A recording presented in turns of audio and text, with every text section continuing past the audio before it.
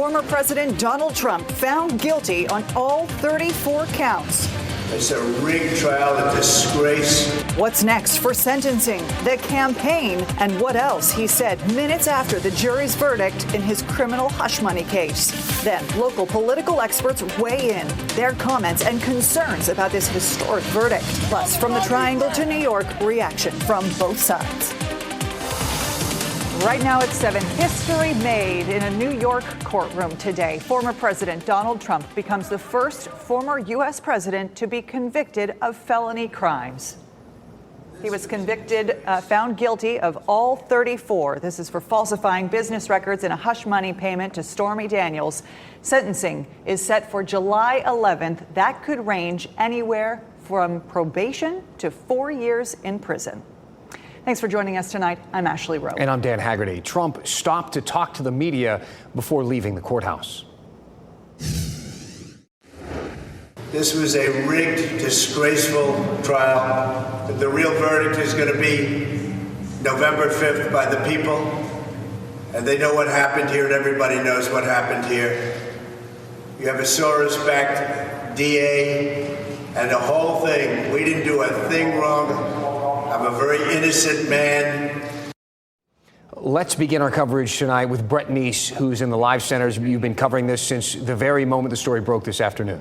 Yeah, Dan and Ashley, you just saw the former president's remarks after that verdict was read there in the courthouse. This is video of him when he got to Trump Tower after he left that courthouse a convicted felon. I also have some video of what that motorcade looked like. He left the courthouse at around 5:50 this evening. It took about 30 minutes for him to get from the courthouse to Trump Tower. And when he got to Trump Tower, he waved to his supporters back here in the Live Center. You see him arriving here at Trump Tower. And he was speaking to his supporters, giving a bunch of waves to his supporters, raising his fists, as you see there. And then just a short while ago, we heard from the Manhattan District Attorney, Alvin Bragg. Here's what he had to say. While this defendant may be unlike any other in American history, we arrived at this trial and ultimately today at this verdict in the same manner as every other case that comes through the courtroom doors, by following the facts and the law and doing so without fear or favor. And then in the just in the last few minutes, we did just learn from the former president that his team says that he will hold a press conference at 11 a.m. We only heard from him for about a minute in the courtroom after that verdict was read, but we will hear a full press conference from him tomorrow at 11 a.m. All right, Brett, thank you so much. Now, it is important for us to get reaction here from people in the community, because that is going to be a big part of how Americans treat this moment moving forward. Our Aaron Thomas is live in Holly Springs with how people there are reacting to this news. Aaron. Yeah, Dan, so we've been to a variety of parks. We've been to a park in Raleigh, and now we're here in Holly Springs.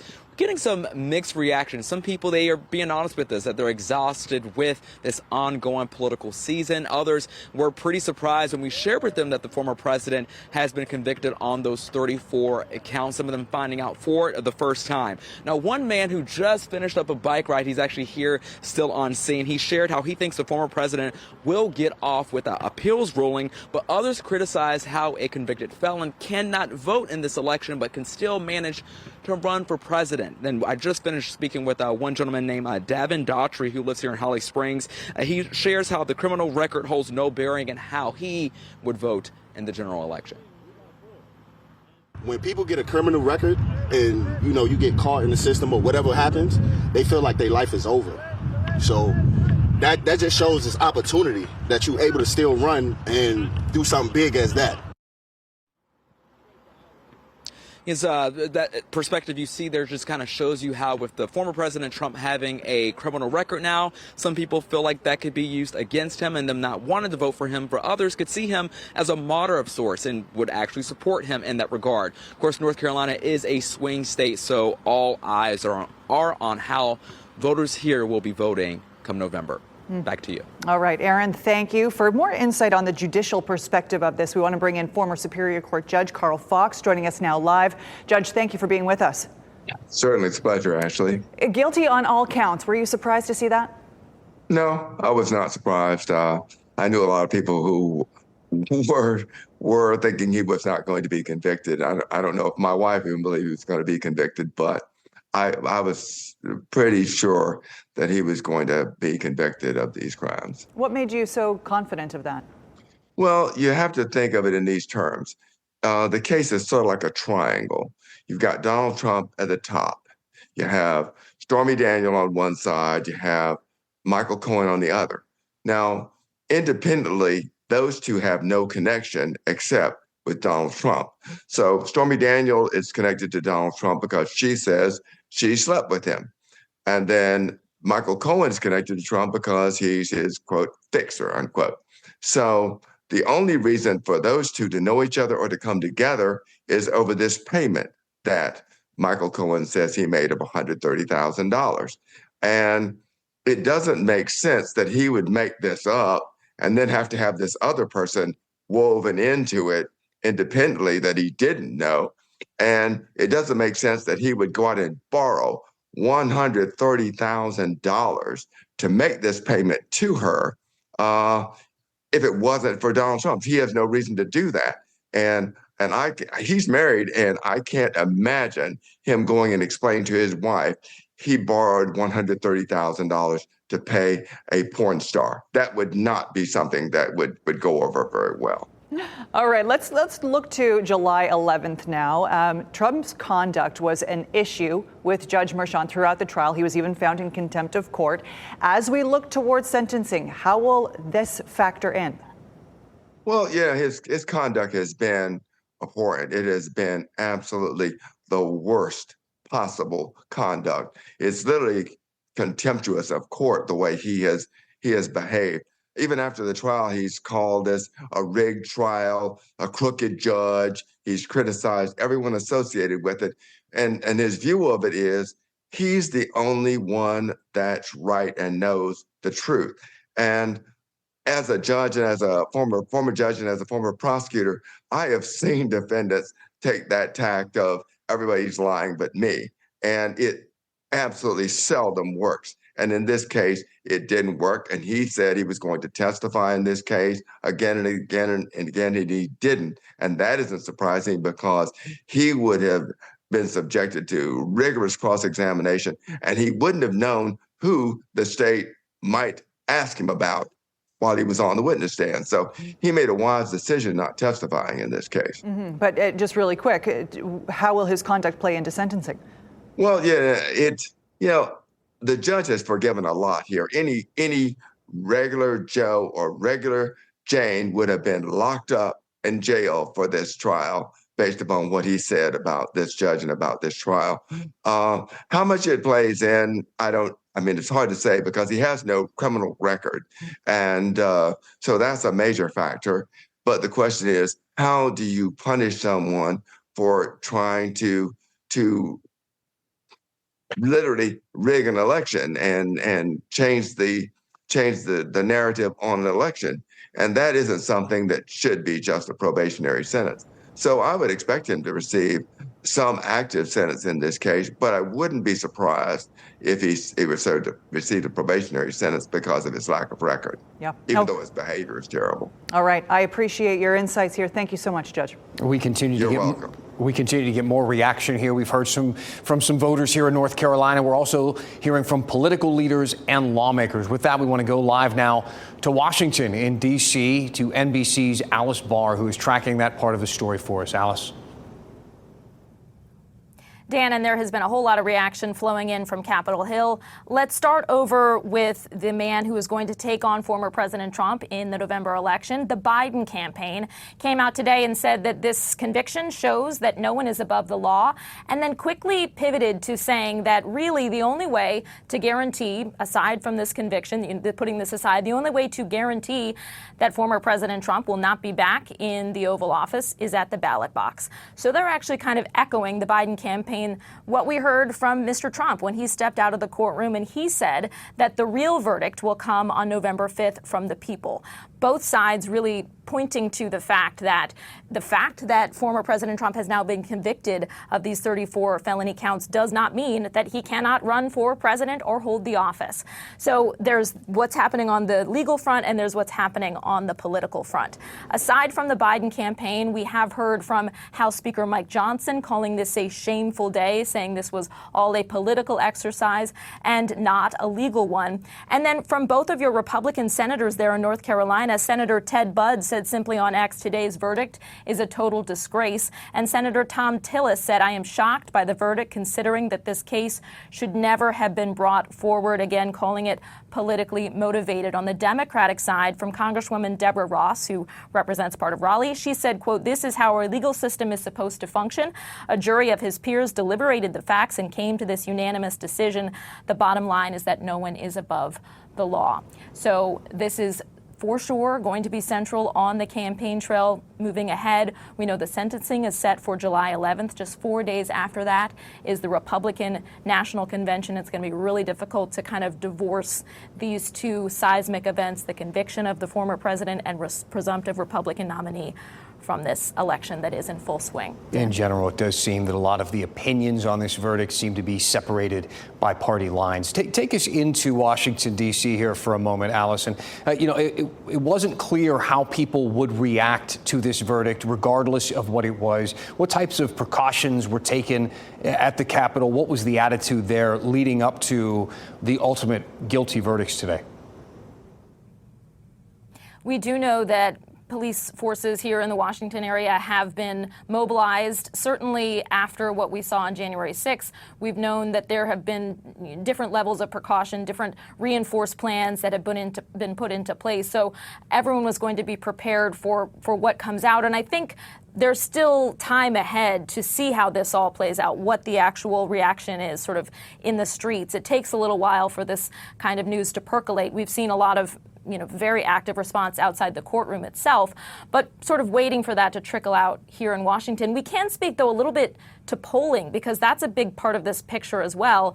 There's been some new polling numbers that have just come out today that came out, of course, before the verdict, we should note, but just within the course of the time that the trial's been ongoing.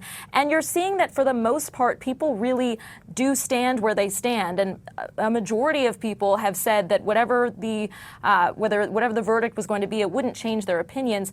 But in a couple of different polls, there was either 11% or 25% of independent voters who did say they might be less likely to vote for former President Trump if he were convicted. And we're talking about such narrow margins that it may come down to that small number of people that could be very decisive in the election. Absolutely. Alice Barr in Washington, D.C. Alice, thank you. And you can stay with WRAL to be on top of these developments throughout the evening, online, of course, and during our late newscast at 10 o'clock on Fox 50 and 11 on WRAL. Still to come, one school system in our area is rushing to get more security on campus, but there are roadblocks standing in the way. How the sheriff says he plans to help and why some argue his plan creates even more headaches. Plus, UNC Chapel Hill Palestinian protesters appeared in court for the first time since the encampments weeks ago, how they're responding tonight, and what could happen in their cases moving forward.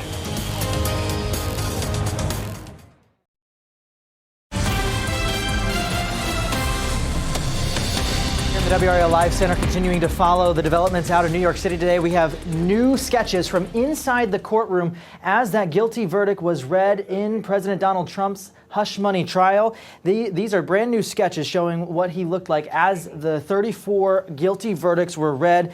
Shortly after those verdicts were read, all 12 jurors had to walk by the former president's side of the courtroom. He looked at each of them individually. We do know that President Trump has scheduled a press conference at Trump Tower for 11 a.m. tomorrow. Brett, thank you.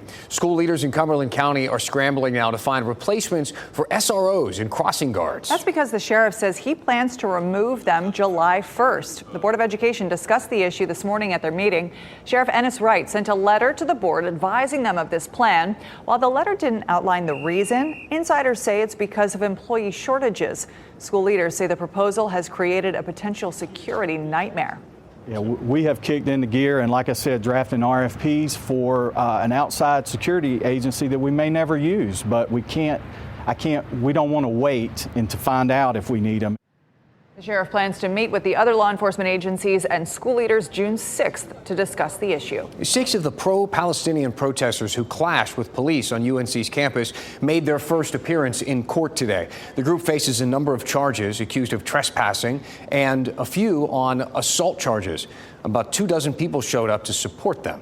They filled the benches there in the gallery of the Orange County courtroom, some wearing Palestinian flag buttons on their lapels. You think this was a blatant First Amendment, 14th Amendment violation on the school's part and on the police's part. And so, having that support from other protesters who believe the same thing, plus, we're doing sort of a group defense. The whole goal is to try to bring solidarity, try to put pressure on the DA to understand that these violations can't, stand. The protesters involved shared this statement saying, quote, "We believe that as students and community members of universities that have historically uplifted, championed, and praised student movements, our demands, grievances, and actions are in step with past movements currently celebrated by these institutions." The group of 6 were never called before the court. The judge continued the case instead to July 30th to get more evidence. An absolutely beautiful day outside. Meteorologist Kat Campbell gets the lucky one of the day, getting to be outside today. Kat, and the weekend ahead is going to be beautiful too. It looks gorgeous. So, we get a lot of these weeks where it's nice during the week and then we get rain for the weekend. That's not the case this time. The beautiful weather will continue into the weekend. 84 for the high on Saturday, 85 Sunday. Sunday will be feeling a little bit different though outside. Saturday, the humidity is still low. Check out the low. Saturday morning, we're going up 52 degrees at 6 a.m. for the early risers. As we move toward, the later morning hours, we're back in the upper 50s. By noon, we're at 76, and then during the afternoon, we're going to be in the low 80s. We've got the Durham Animal Protection Society Walk for the Animals happening on Saturday. I'm excited to be one of the MCs there at the event. Bring your pets, go for a walk with them. All kinds of fun contests out there. Starts at 9 a.m., 64 degrees, very comfortable at the time. And then as we move toward the afternoon, it'll be around the upper 70s. Should be a good time out there. I'll be out there with my pup Jazzy. White Lake, beautiful sunset. Did you see the picture Mike Mays posted last night of the sunset at White Lake? So excited to have this camera, especially during the summer months when you can see some of the boaters going by and people fishing and swimming. This is a live look from the Grand Regal there at White Lake. The muggy meter today is as good as it gets. We're in the refreshing category, which is quite rare for this time of year.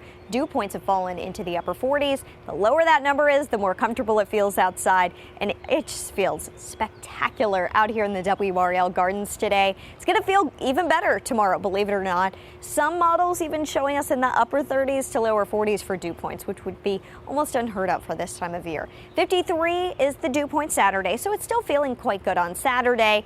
And tomorrow we've got this dip in the jet stream delivering the drier air to us as we move towards Saturday. Still comfortable, but the more humid air that you see here in the southeast, that's going to be headed our way for Sunday.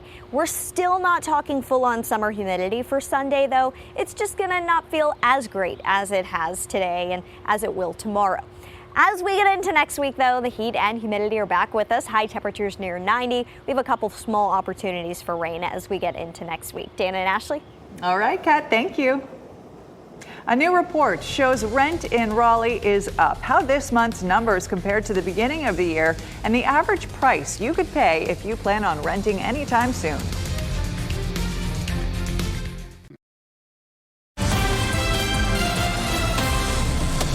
We're back here in the WRAL Live Center, continuing to follow reaction that is poured in all evening long after the former president, Donald Trump, convicted on 34 counts. Felony counts in his hush money trial. This is the latest reaction. Mark Robinson's reaction here. He tweeted that the Democrats know they can't beat President Trump at the polls, so they weaponize our government against him. The voters should decide this election, and I believe we will reject this sham trial by putting President Donald Trump back in office this November. That's from Lieutenant Governor Mark Robinson, who is the Republican nominee for governor here in North Carolina. We're going to continue to follow any reaction that comes in to the WRAL Live Center. We also have our reporters on this that are covering local reaction. We'll have much more on our later newscasts at 10 and 11. What did we do before Twitter? Yeah, All really. the reaction coming in Boy, in what real a busy time. day. Yeah, no kidding. 1 month from today, COVID-era funding for daycares runs out. So this afternoon, North Carolina Democrats said the state does